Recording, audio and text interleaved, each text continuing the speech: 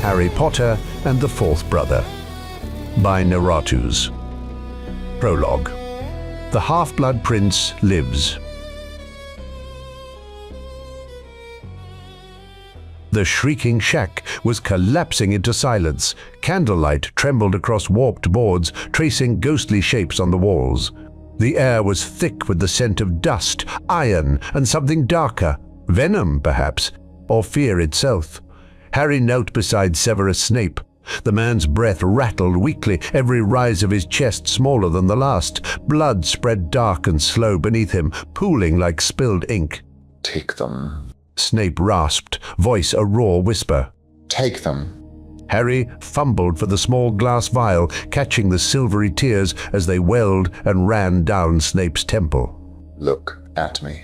Their eyes met, black to green, and for a heartbeat the world narrowed to that single gaze. Recognition, regret, release, then nothing. Harry held still, waiting for breath that he knew would not come. He closed the man's eyes, stood, and left the room without a word. A drop of blood slid from his hand and pooled near a shard of broken glass, spreading thin across its surface. For an instant, the fragment caught the candlelight, made it shimmer like moving water, then it cooled and went still. Outside, the battle raged. Inside, the candles died, one by one. Silence. He awoke to pain, not sharp, thick, drowning. Each breath dragged him upward from blackness that did not want to let go. For a moment, he thought he was already dead, but the pain said otherwise. He opened his eyes to shadows, the same walls, the same blood, the same silence. Had seconds passed, or centuries? He touched his throat, wet, torn, still bleeding. The world was wrong, tilted, suffocating, the air thick with iron and dust. His lungs seized when he tried to breathe. Every pulse of his heart sent fire through his veins. It took him a moment to remember why. He had known, of course, that it would come to this. The Dark Lord's praise had cooled, his glances sharpened. A servant's life had no worth once its purpose was spent. The night the summons came, he had felt it, that faint tremor through the dark mark, the call, cold and perfunctory, no urgency, no respect. Only the command to come. Snape had spent half a life reading subtleties. He recognized that tone. The tone one used when dismissing a tool no longer needed. "Good thing you never trusted him." He muttered to no one. The words came out as a hiss of breath. He had prepared for this moment, and still it was not quite enough. He had gone to his stores before answering the call. He remembered the flicker of wand light on glass, the trembling in his fingers as he pulled a small phial from the shelf, a potion he'd brewed quietly, piece by piece, over months. The Dark Lord had always intended it. Snape had simply given him the excuse, and if the Dark Lord had struck here, then Harry Potter was already dead. The thought hollowed him. So much for penance, so much for her. "Lily," he whispered, his voice nearly gone. "I'm sorry." He did not know if he spoke to her in memory or if there was any way she could hear him beyond the veil that still had a grasp tugging upon his soul. He had refined a draught in secret, modifying the base of a basilisk anti-venom, lacing it with powdered bezoar and a drop of phoenix tears he had bartered from Slughorn years ago. He'd swallowed it without ceremony, the bitterness cutting through his throat, then apparated to his master. He told himself it was caution, not fear.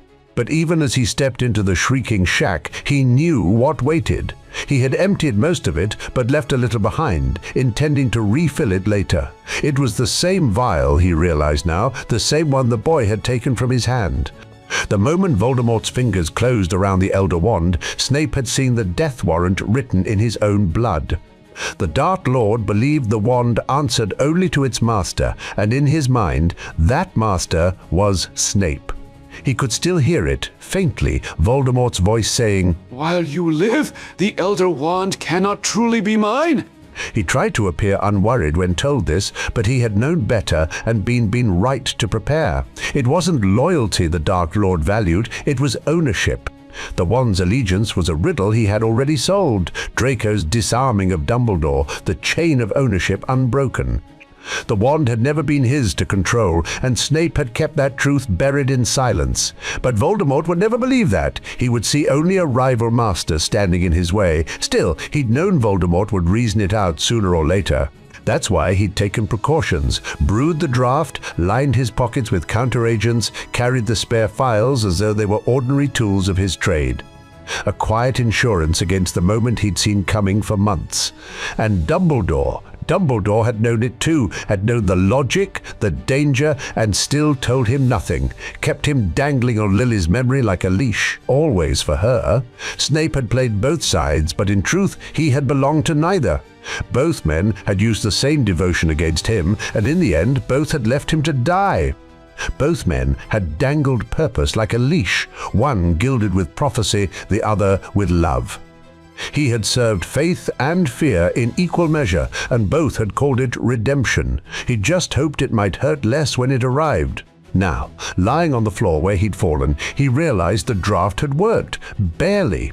A potion designed not to cure, but to delay. To buy minutes of borrowed life, nothing more. Minutes had been enough. He managed a ragged laugh that came out as a cough. Always the contingency, he muttered, though his voice barely formed the words. But the thought curdled as quickly as it came. He had lived. And Lily's son, the boy he was meant to protect, must be dead. The Dark Lord was beckoned to do it himself. The tears he gave Harry had sealed the boy's fate, revealing Dumbledore's plan to sacrifice the boy. Sacrifice! Such an elegant word for murder. Perhaps that was all Dumbledore had ever needed from him, a man willing to deliver death, wrapped in redemption. Ultimately, though, Harry's death, if it had come, was Snape's own failure. The weight of it pressed on his chest until he could hardly breathe. The silence of the shack answered him. Then the blood on the floor began to whisper, and he forced himself upright. Venom. He recognized the burn. The potion was a safeguard, not against death, but against betrayal. It couldn't stop the poison, only slow its work. He groped for his wand, hands slipping on the floorboards. The light danced and bled at the edges of his vision. He tried to focus. What spell could close a wound like this? The thought came fractured, tangled with another memory. Draco, blood blooming scarlet across white tiles, his own voice murmuring the rhythm of a healing charm. Volnera Sunintur. He gasped. Silver light sparked across the wound, faltered, died. His hand trembled. He didn't have the strength to finish it. The bleeding quickened. Panic clawed through his chest. The room began to tilt. He tried again, voice breaking. Ferala. Bandages burst from the wand, wrapping tight around his neck. The bleeding slowed. Crude, makeshift, but enough. He gasped. Anapneo. And air seared back into his lungs. It wasn't healing, it was survival. He had minutes, perhaps less. He closed his eyes, conjuring the memory of home, the cramped sitting room, the shelves of potions, the faint sound of water through cracked windows. If he could just reach it, he focused, forcing his will into the space between one heartbeat and the next. Home. The air cracked like breaking glass. His knees struck the wood floor hard. Spinner's End was dark and cold. The familiar stench of the river seeped through the cracked window panes, damp, dust and decay. He would not return to Hogwarts for what he had left there. The Death Eaters would have smelled the Dark Lord's displeasure. The rest of them had already named him traitor. There was nowhere he could go that was not enemy ground. He stayed on his knees for a moment, breathing in short, shuddering pulls, staring at the crooked hearth. It was as though the house itself had been waiting for him to fail and crawl back. He crawled, one hand dragging behind him, wand light quivering. The cupboards loomed before him. He wrenched the first open, empty. Another, cobwebs, shards of glass. Where? His voice was barely sound. Where is it? He reached for the next shelf, knocking a jar to the ground. It shattered, cutting his palm. He didn't feel it. His vision swam. You kept them stocked. You always kept them stocked. He pulled open the final cupboard and found nothing but dust. A choking noise escaped him, half laugh, half sob. Could he really pity himself? This was not a second chance. This was his death, what he knew the Dark Lord would exact from him eventually, prolonged. Then, by some instinct older than memory, he turned to the drawer by the sink. His fingers brushed glass. Blood replenishing potion, half full. Forgotten. He tore the cork out with his teeth and drank. The potion burned its way down his throat, hot, bitter, and metallic. He pressed his palms to the counter until the trembling stopped. The warmth spread slowly, pushing back the cold. There, another small bottle wedged behind a cracked tumbler, antidote to common poisons. He swallowed what remained. It would not touch Nagini's venom, but it would clear the blood of lesser contaminants. Beside it, a strengthening solution, acrid, metallic. He forced it down. A third vial, pepper-up potion, lit his veins with feverish heat and set a curl of steam from his nostrils. Last, on the shelf above the sink, a stoppered bottle of Wiggenweld. He took a measured mouthful. Then dabbed essence of dittany along the edges of the torn flesh where bandages had already darkened through. He slumped against the counter, breathing hard. When he raised his head, the mirror above the sink caught the light. His reflection stared back, pale, shaking, the bandages already soaked dark through, eyes black and bright, with something between rage and exhaustion. He had outlived everyone who'd ever owned him. Dumbledore, Voldemort, even the cause itself. What remained was only the habit of obedience, and he no longer knew whose orders he was defying by surviving. The thought frightened him more than dying had.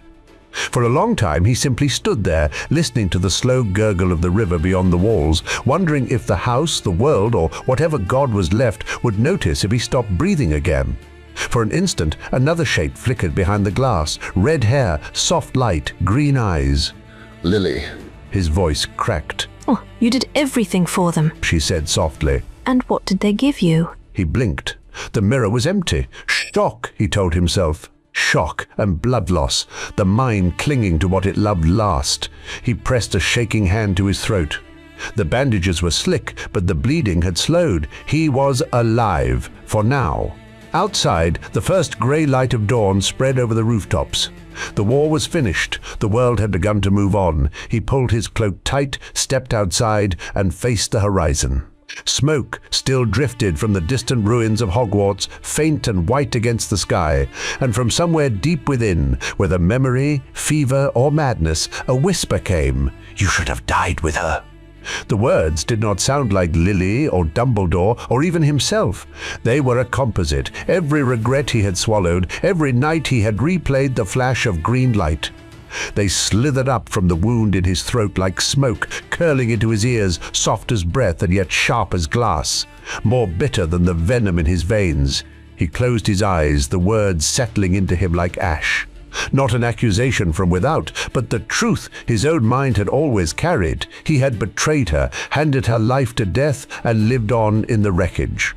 He had sworn penance, but even now, dying on a filthy floor, he had failed at the one absolution left, to follow her into the dark.